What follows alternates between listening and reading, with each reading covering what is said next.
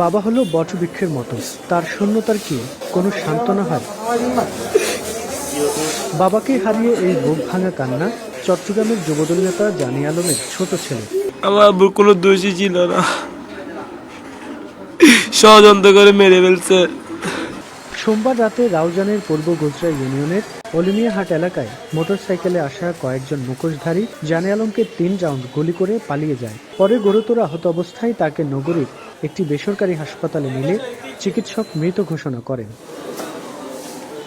রাউজানে এমন হত্যাকাণ্ড নতুন নয়, পরপর একই ধরনের হত্যাকাণ্ডে ক্ষুব্ধ স্থানীয় রাজনৈতিক কর্মীরা বলছেন নিরাপত্তাহীনতায় ভুগছেন তারা। 5 আগস্টের পর রাউজানে মনে হয় 18-এর ওভার মার্ডার হয়েছে।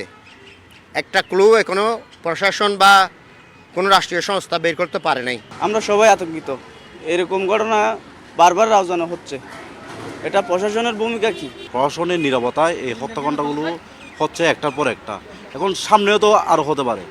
রাজনৈতিক বিরোধ থেকেই পরিকল্পিত এই হত্যাকাণ্ড বলে দাবি নিহতের স্বজনদের। যারা এই কাজ করছে তাদের আইনের আওতায় শাস্তি দেওয়ার আমরা সেটা দাবি জানাচ্ছি পরিবারের পক্ষ থেকে।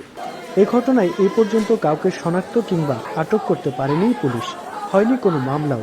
পুলিশ বলছে শুধু রাজনৈতিক নয়, এই হত্যাকাণ্ডের পেছনে থাকতে পারে অর্থনৈতিক কারণও। একজন মানুষের মৃত্যু রাজনৈতিক হোক আর অর্থনৈতিক যেভাবে হোক না কেন, এটা তো আমাদের প্রত্যাশিত নয় এবং আমরা এটার উপর কাজ করছি। এবং আমরা জানেন ইতোমধ্যে যে ঘটনাগুলো আপনারা বললেন, রাউজানে যে হত্যাকাণ্ডগুলো ঘটেছে এগুলোর অধিকাংশ কিন্তু আমাদের ডিটেকশন হয়েছে এবং অধিকাংশ মামলায় গ্রেপ্তারও আছে। আমরা পুরোপুরি করতে পারিনি, কথা সত্য, তবে আমরা এর উপর কাজ করছি। নিহত জানে আলম রাউজান উপজেলা যুবদলের সদস্য এবং পূর্ব গুজরা ইউনিয়ন যুবদলের সাবেক সাধারণ সম্পাদক ছিলেন। রুকন উদ্দিন, স্টার নিউজ, চট্টগ্রাম।